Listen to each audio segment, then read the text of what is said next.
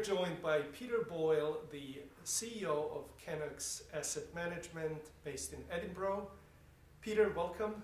Thank you. Peter, please tell us a bit about your background and how you started the firm. Well, I've been in the investment banking industry for about 20 years. Prior to moving into the industry, I was a lawyer, banking and securities lawyer, out in Hong Kong.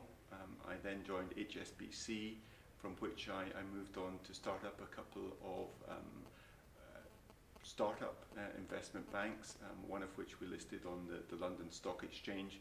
I then came back to London. I was for a while head of equity capital markets at Banco Santander, and now I am managing director of the mighty Kennox.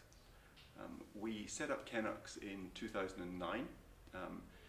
The team, we have 4 founders, the 2 chaps who run the fund, Charles Heenan and Jeff Legg, Michael Adam, who is our chairman. Michael was one of the founding partners of AHL, the Strategy in the Man Group, and me. We held a very firm belief in long-term value investing. Obviously, for Michael, who was previously at the opposite end of the spectrum, this represents something different from what he was doing before, but he is a very firm believer in you've either got to be extremely short-term or you've got to be extremely long-term, and we are long-term. The founders, well, we own 97% of the business. We value our independence.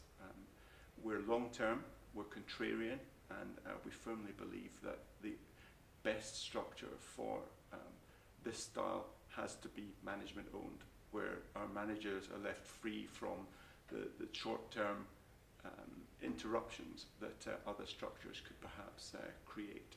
Mm-hmm. And how do you see the future of Kennox? What are some of the goals and motivations that you have for the firm?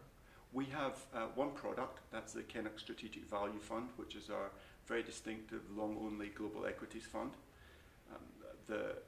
Charles and Jeff, our investment team, have been running this portfolio since 2007, and this is our sole focus, and this portfolio will remain our sole focus. We have no intentions of building derivatives off it. The idea will also be to keep the team small. At the moment we have an investment team of 2. This is a deliberate policy. Our approach, our process is built around a small investment team, very close communication, nimble, able to act quickly when real value opportunities occur. Can you tell us a bit about the structure of the fund, some of its investor base, and in terms of what enables you to pursue this long-term investment approach based on the structure of the fund? Sure. Everything about the fund is transparent. It is equities, and we're allowed up to 20% cash. So there are no derivatives, there's no hedging of the cash. The outlook is always long-term. As Charles will explain, we're always looking 10 years plus. The breakdown of investors, I think it's important to say that the founders, the 4 of us, we started and we now have about £14 million in the fund, which represents approximately, at this stage, AUM about 37 million, but now picking up a fair bit of traction. So that our holding represents about 40%. High-end wealth managers, family offices, private banks have about 30-35% now. Individuals from within the industry hold about 18%. So we have a number of partners in other investment houses who have invested personally in the fund.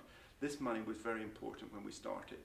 We started with 10 million of our own money, and then it was these individuals that took us to the next stage, and now we're finding we're getting more interest from the high-end wealth managers. And in terms of the size of the fund, what would you say would be an optimal size given your investment approach in terms of assets under management? Yeah, as I say, currently at 37. We look to go to 500, at which stage we'll have a review. The key thing is to make sure that the size of the fund doesn't affect performance. It's an all-cap strategy, so we have some very small cap companies in there that do contribute obviously to performance, and we want to make sure that the fund does not grow to a size where performance is hampered. And I'm curious, you mentioned you spent many years in Asia, in Hong Kong, building up businesses there.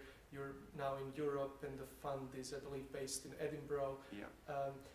Can you tell us a bit about this perspective and how it has helped you to establish this firm, and just a little bit about your experience as a global businessman and investor as well? Sure. A lot of lessons learned the hard way.